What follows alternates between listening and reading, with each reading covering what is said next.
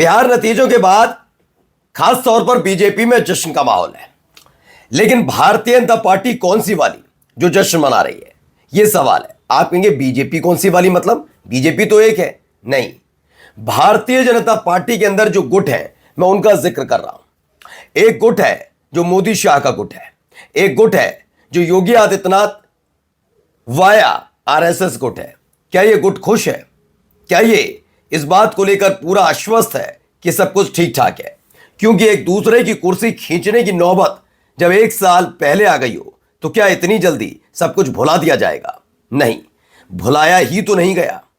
बिहार में चुनाव जीतने के बाद जहां अमित शाह की आंखों में फिर से वो सपना पलने लगा है कि अगला प्रधानमंत्री कौन? मैं।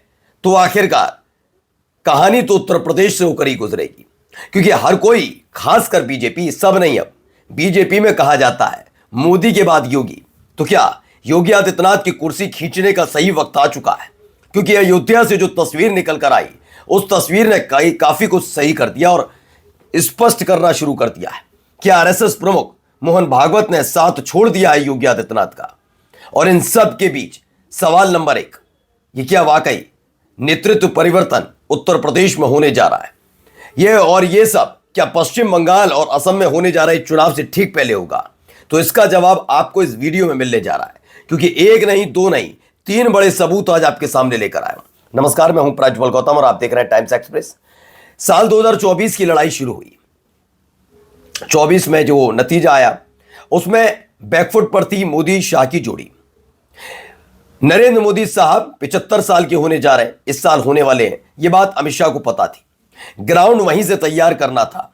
साल 2024 में ग्राउंड तैयार करना था, जिससे 2025 के सितंबर में जब 75 बरस के नरेंद्र मोदी हो जाए तो आखिरकार मोदी साहब इस्तीफा दें और अमित शाह प्रधानमंत्री बने।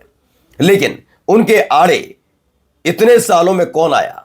योगी आदित्यनाथ। साल 2024 के लोकसभा चुनावों के फौरन बाद यह कहा जाने लगा कि आप नैतिकता के आधार पर इस्तीफा दीजिए और मोदी सरकार में मंत्री बनिए। योगी आदित्यनाथ ने मना कर दिया था। केशव प्रसाद मौर्य की कांधे पर हाथ रखा था। मोदी शाह लगातार यही खेल खेल रहे थे। वो तो आरएसएस की एंट्री होती है और काफी कुछ चीजें पलट जाती हैं।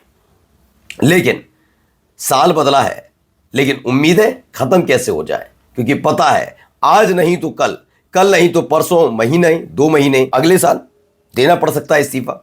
तो इस्तीफा देने के बाद कहीं योगी आदित्यनाथ की दावेदारी प्रधानमंत्री पद की ना हो जाए, इसलिए अब से खेल शुरू करा है। काफी कुछ तस्वीरें और खबर भी हैं, वो आपको दिखाऊंगा, क्योंकि यहीं से खेल शुरू होता है अमित शाह का। नरेंद्र मोदी साहब जरूर अंगोछा हिला हिलाकर ये कहते रहे कि भारतीय जनता पार्टी ने बिहार में बेहतरीन प्रदर्शन किया, क्योंकि वो उनके लिए भी अग्नि परीक्षा थी। लेकिन ये अग्नि परीक्षा क्यों? क्योंकि वो जानते हैं जिस दिन उन्होंने इस्तीफा दिया और अमित शाह प्रधानमंत्री नहीं बन पाए तो इस वाली जोड़ी की मुसीबतें बढ़ सकती हैं, चाहे केंद्र में बीजेपी की सरकार ही क्यों ना हो। बस योगी आदित्यनाथ के प्रधानमंत्री बनते ही ऐसा नहीं है सिर्फ विपक्ष दिक्कत में आएगा, दिक्कत में वो लोग भी आएंगे जिन्होंने योगी की कुर्सी छीनने की कोशिश की। तो एक नई कवायद अब क्या शुरू हो गई है? पहले वीडियो देखिए। इस वीडियो को जरा गौर से देखते चलिए।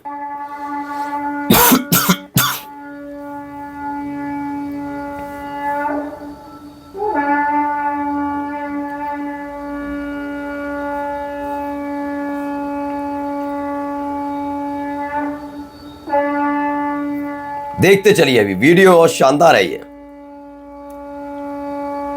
कितने भाव विभोर हो रहे हैं नरेंद्र मोदी साहब। अब आपको मैं कुछ याद दिलाना चाहूंगा। ये चल रहा है साल 2025, जनवरी 2024। तस्वीरें तब भी निकली थी, लेकिन उस तस्वीरों में इतनी तवज्जो क्या मोहन भागवत को दी गई थी? नहीं।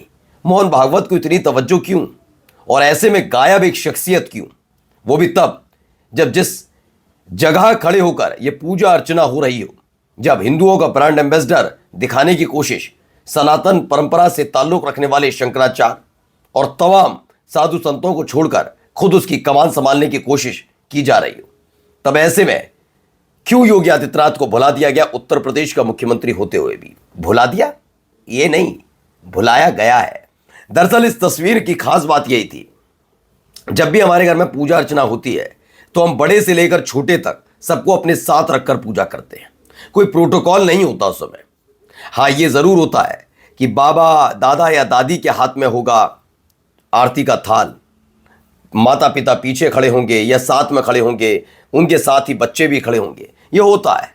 ये नहीं होता पहले दादा दादी कर लें, फिर माँ बाप कर लें पूजा अर्चना, फिर बच्चों की बारी आएगी। ऐसा नहीं होता है ना। ये तो परिवार की बात करते हैं ना। ऐसे में क्या जरूरत थी कि हर एक तस्वीर में, ऐसी तस्वीरों में खासकर जहां नरेंद्र मोदी खुद पर फोकस कराते हैं, वहां अचानक से मोहन भागवत की मौजूदगी हर एक फ्रेम में, अलग अलग करके फ्रेम में नजर आ जाती है। लेकिन योगी आदित्यनाथ कहीं नजर नहीं आते। इसीलिए मैंने कहा क्या वाकई योगी आदित्यनाथ का साथ खुद मोहन भागवत ने छोड़ दिया है। और अगर ऐसा है तो साल जाते जाते खबर ना आ जाए कि योगी आदित्यनाथ कुर्सी से हटा दिए गए या फिर उन्होंने बगावत कर दी। पहला खबर देखिए, उत्तर प्रदेश का भविष्य इस 29 सेकंड में। वे ना किसी फ्रेम में ना सीन में, यही 29 सेकंड उत्तर प्रदेश की तस्वीर तय करने जा रहा है। शंखनाद हो चुका है, लीज लाइन खत्म है, समय परिवर्तित है, शायद ऐसा महसूस हो रहा है। अब आते हैं अगली खबर पर। केपी मलिक एक जाने माने चुनावी विश्लेषक हैं, राजनीतिक विश्लेषक हैं। वो लिखते हैं, योगी को क्यों निपटाना चाहते हैं अमित शाह। 2024 के लोकसभा चुनावों के नतीजों ने भाजपा के भीतर शक्ति संतुलन का खेल बदल दिया। नतीजों के बाद उत्तर प्रदेश के मुख्यमंत्री योगी आदित्यनाथ एक बार फिर पार्टी के भीतर एक स्वतंत्र और मजबूत ध्रुव बनकर उभरे थे। वहीं गृह मंत्री अमित शाह, जो वर्षों से मोदी के बाद पार्टी की रणनीति और दिशा तय करने वाले माने जाते थे, अब योगी की बढ़ती लोकप्रियता और हिंदुत्व के सबसे सशक्त प्रतीक बनने की क्षमता को खतरे के रूप में देखने लगे थे। फिलहाल बिहार समेत लगातार 4 राज्यों में भाजपा की जीत से पार्टी के अंदर और बाहर शाह की राजनीतिक स्थिति मजबूत तो हुई है, लेकिन उत्तर प्रदेश में योगी की पकड़ आज भी अटक है। इसी वजह से शाह अपने पुराने भरोसेमंद के खिलाड़ी केशव प्रसाद मौर्य को एक रणनीतिक मोहरे के रूप में आगे बढ़ा रहे हैं, ताकि लखनऊ की सत्ता की इस शतरंज में योगी को चुनौती दे सके। आपको याद होगा एक कार्यक्रम था, कार्यक्रम में पहुंचे थे अमित शाह, योगी आदित्यनाथ मौजूद थे और केशव प्रसाद मौर्य को अपना मित्र बताया था, अपना भाई तक बता दिया था। ये खास तौर पर इस पर सबने गौर किया था। कहने को तो योगी आदित्यनाथ के लिए भी कह सकते थे, लेकिन नहीं। दरअसल दिल्ली में चुनाव हुआ, अच्छा परफॉर्म किया, उस पर हरियाणा और महाराष्ट्र के बाद अब बिहार में जो हुआ, उसके बाद हौसले बुलंद हैं अमित शाह के कि अब कहीं ना कहीं इस पूरे मसले पर वो भारी पड़ते नजर आ रहे हैं। नहीं, वो साल दूसरा था, ये साल दूसरा है।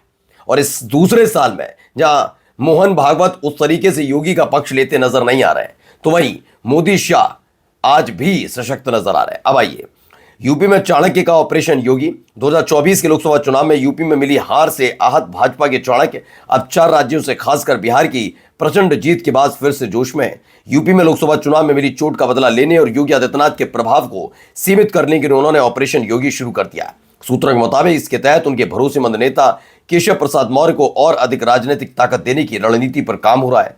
अब बड़ा सवाल यह है कि क्या भाजपा के चाणक्य हिंदुत्व के सबसे बड़े चेहरे बन चुके योगी को इस जंग में मात दे पाएंगे। हकीकत तो है, सोचने वाली बात है, क्या वाकई इस साल के आखिर तक खबर आ सकती है योगी बाबा मुख्यमंत्री से पूर्व मुख्यमंत्री हो गए। नमस्कार।